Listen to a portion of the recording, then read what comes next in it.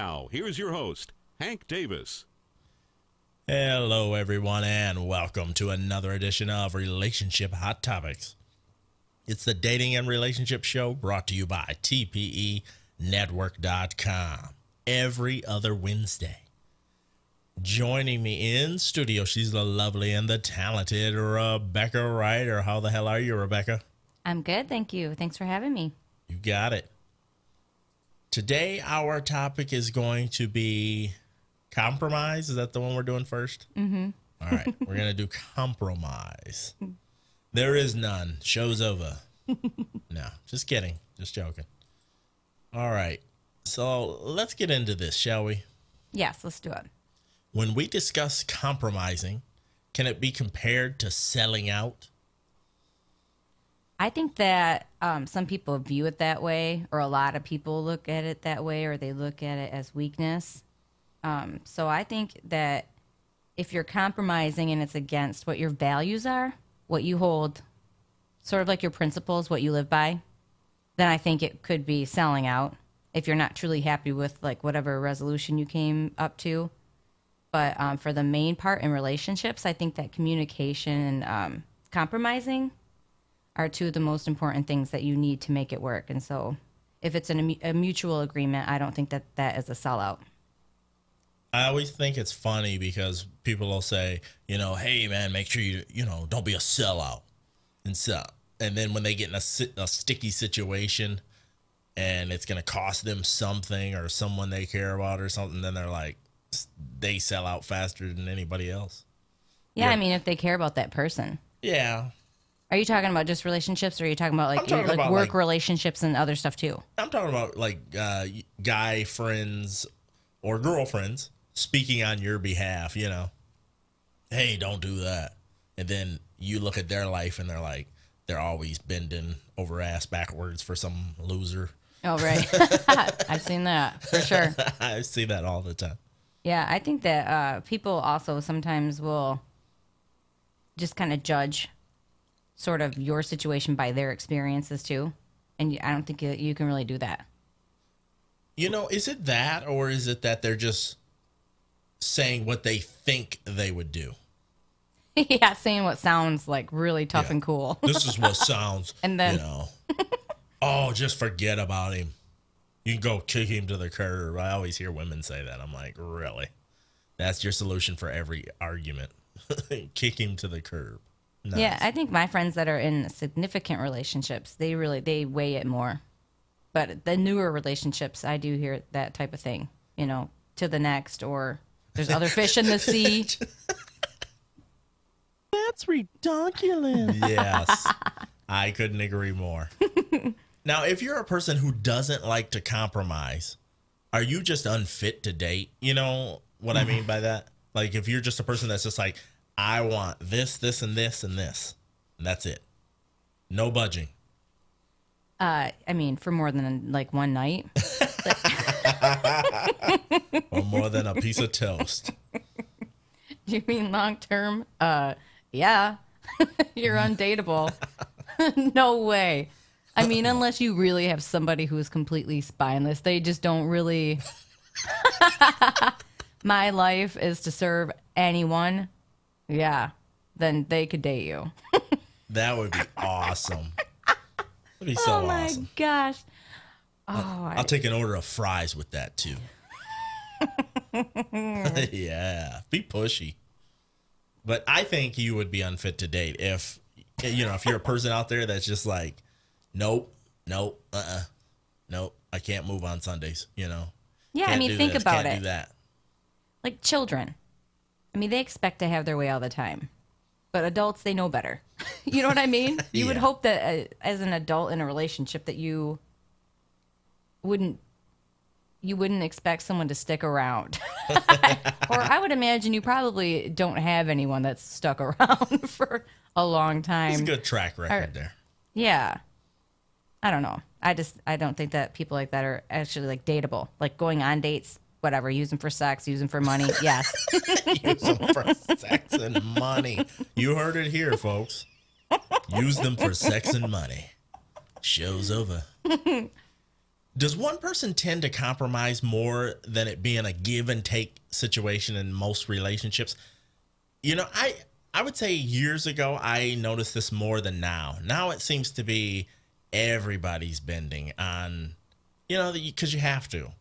But back in the, and I hate to pick on the older people, the older audience, but it seems like back in the day, it seemed like there was more, one person would conform to the relationship more than the other. I think that was... and I mean women. Like... When I say that, I kind of mean women. Not anymore, trust me. I think that, like, in your aspect, first of all, when you said, like, bending, it almost sounds like bending over and taking it up the rear type thing. Like, that's what is on your mind today? No. Like, you almost, like... Is that how you see it? Like a compromise is sort of like, well, I may as well just, I don't know, because... Let me see if I can find some lubrication over here. You can squirt some of this on them. Bro. No, I don't know. But... No, I didn't really mean it like that. I think way back in the day, there were not as many options for some people Facebook, in relationships. Plenty of fish, Twitter. Oh, men have always cheated. I was talking about, like, the women. I think that way back in the day, I think that they didn't have they Christian didn't really mingle. work outside of the house. They didn't have Christian mingle back then. I love that. That's one of my favorite commercials. Yeah, that's true. Oh my gosh. I don't know. I've heard about a few preachers and stuff. Yeah, though, exactly. So. Yeah. I know one right now. He's 70 and he's got like a 2-year-old.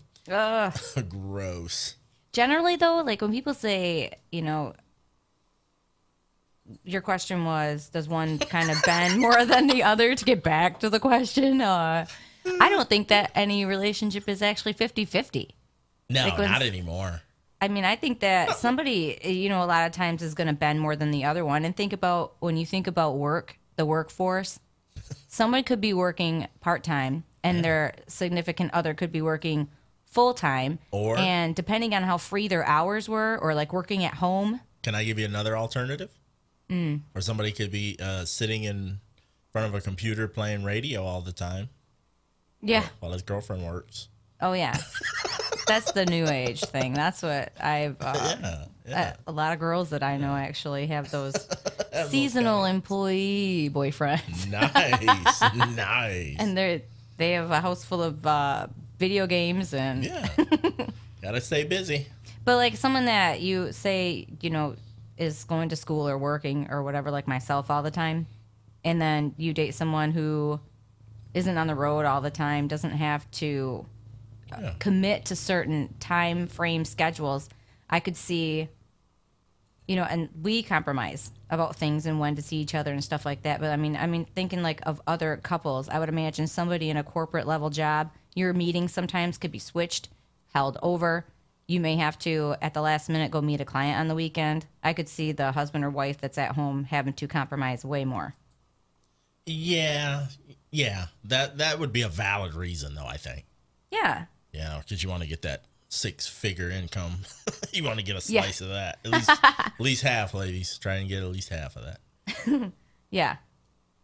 So if you are the person... No prenup. Sorry, go ahead. If you are the person who compromises most of the time, how do you maintain your mate's respect? And because I think there are a lot of guys out there that if their woman bends over backwards for them, then they begin to just expect it. It's not like they notice that, wow, she's bending over backwards. They just kind of expect it. Yeah, so it's not like they appreciate it. It's kind of like, oh, well, she's going to do it anyway. She's done it for this many years, whatever. Yeah. And shame on them. I mean, it depends, too, I mean, if you're not allowing yourself to be taken advantage of or manipulated, respect shouldn't be an issue, but there are a lot of people that are out there. I mean, girls are raised differently, and there are a lot of girls out there that are still raised sort of to just kind of take care of your man. So. Stand by your man. Yeah, I mean, Tammy Wynette. Oh, okay. Nice. Yeah, trivia. I grew up with that. You get another I knew point. this one. You get a little bit of, you get a point for that. But if it's a true compromise and it's mutual and honest and like there's good intentions involved and it's not just one person trying to manipulate the other or make them feel guilty, guilt trip them. Oh, I haven't seen this friend in so long. The next weekend. I haven't seen my brother in a month. The next weekend. You know. I also think that, and you can correct me if you think I'm wrong, but I don't think it would be a bad idea to say something to the effect of, I try to work with you a lot, and so you know what I mean. Kind of put it out there that so they understand that you are bending for them, you are moving for them.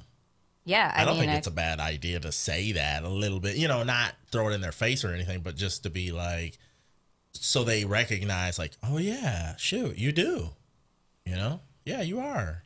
Yes, because like you said, someone could just take it for granted because they're just so used to this other person bending for them. They're not realizing that, hey, we're doing it for like a team. It's not just because I have nothing else going on in my life. It's because I'm putting you first. And speaking on behalf of men everywhere, because I'm the spokesman, I'll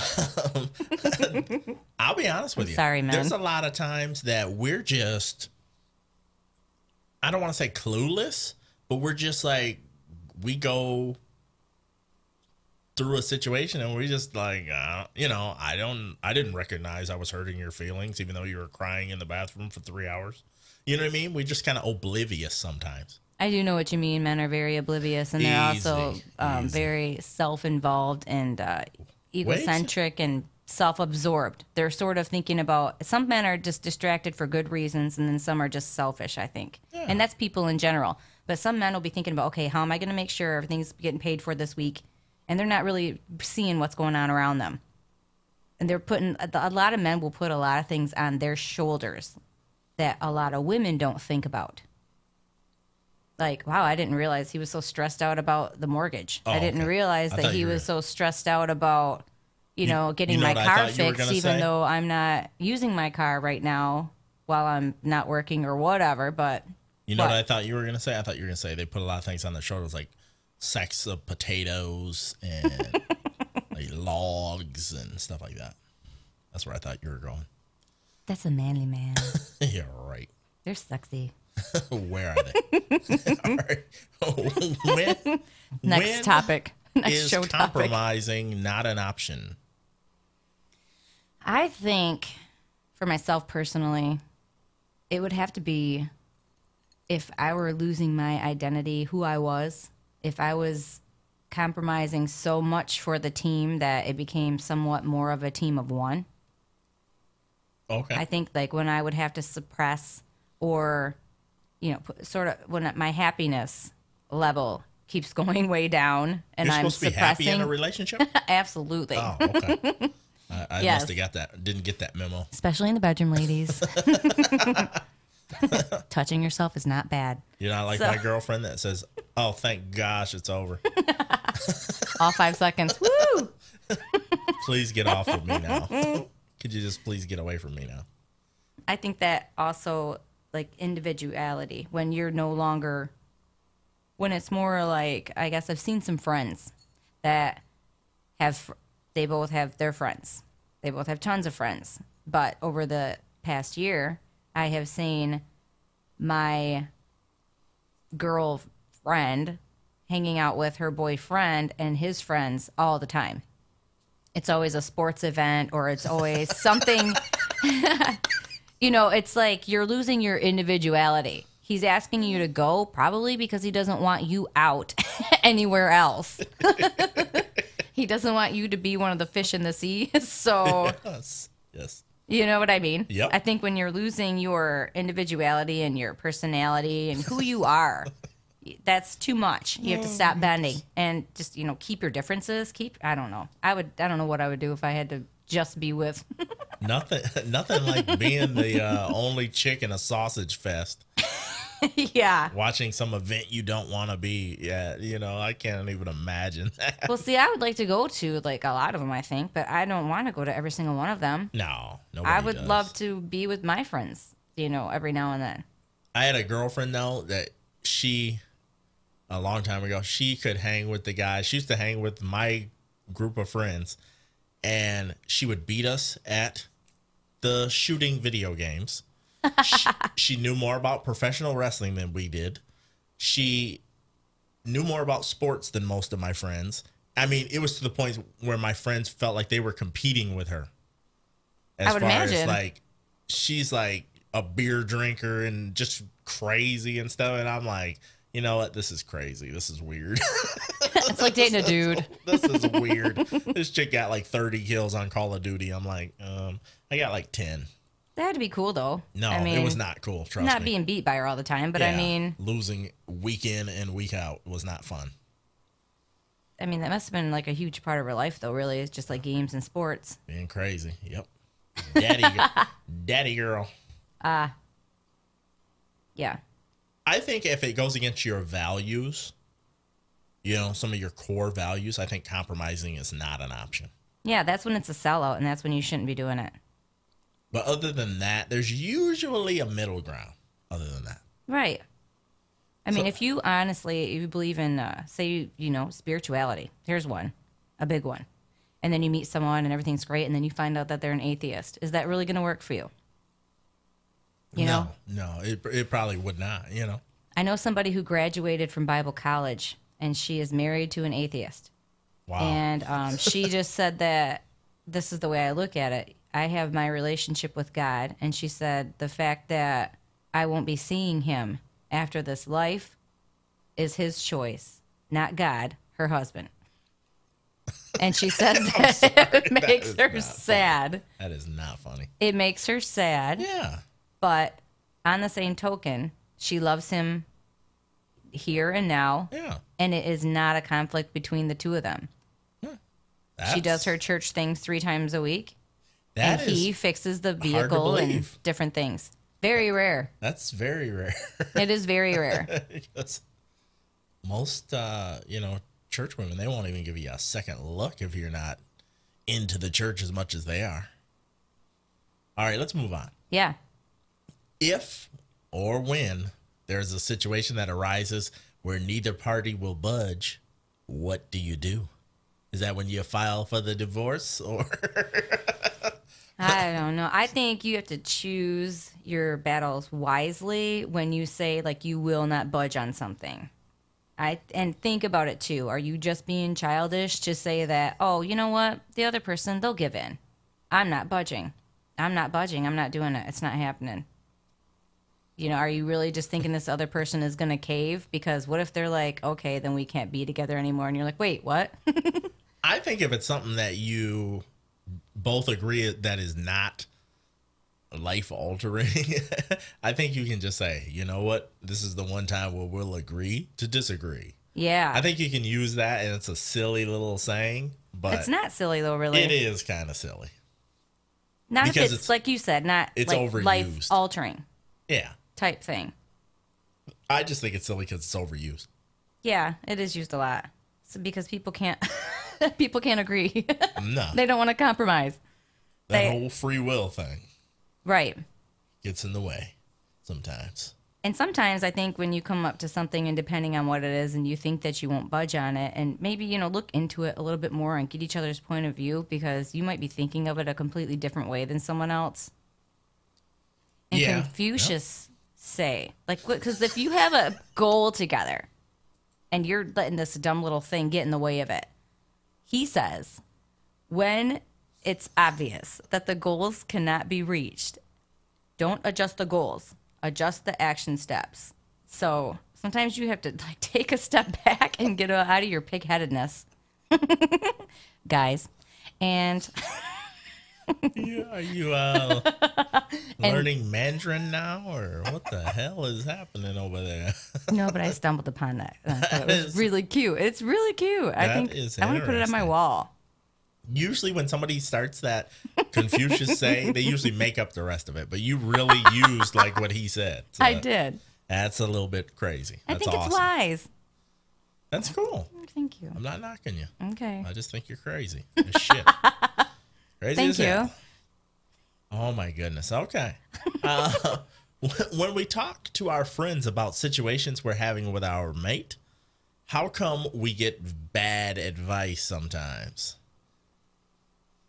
I think like I was saying before, I think that some friends are just selfish. Or some friends just really don't care about your happiness 100%. And they just, like you said, say what they think that they would do. But how do you know what you're going to do until you're in a situation? I mean, honestly, you could view a situation of somebody else. And you could say, oh, if she does that, oh, she's a sellout. Oh, wait, if he does that, he's a sellout. Let's bet on that. I'll bet you $20 or whatever. But what can look like a sellout to them might actually be like a really wonderful opportunity, like marrying the girl. He's not actually selling out.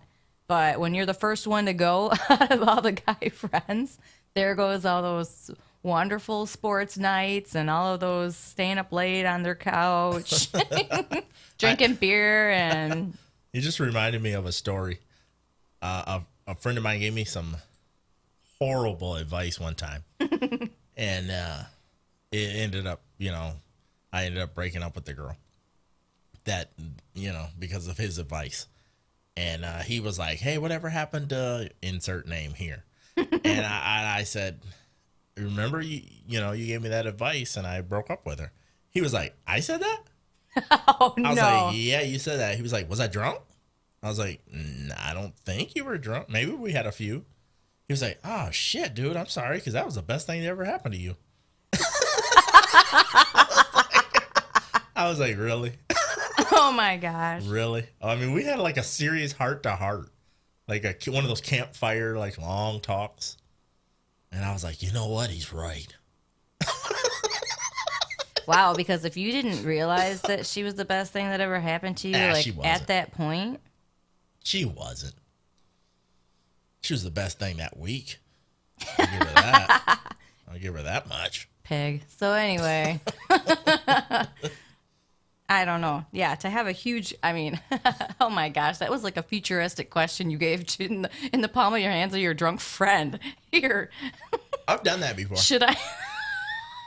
I believe I'm you. like, you guys decide what happens next. Oh my gosh. One of those like live action, before Twitter and Facebook had those polls and stuff. You guys decide what happens. X oh my gosh. Or not. The scales can be tilted right here. I don't. Did they ever say not? Nah, usually I always gave people the X. My friends were always a-holes. Right. Sorry, Big Mike. That's why.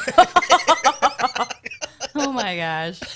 No, other than him, the other ones. Big Mike has never given me bad advice except for the time that he told me to relieve myself, to jerk off on my girl's face when she was asleep.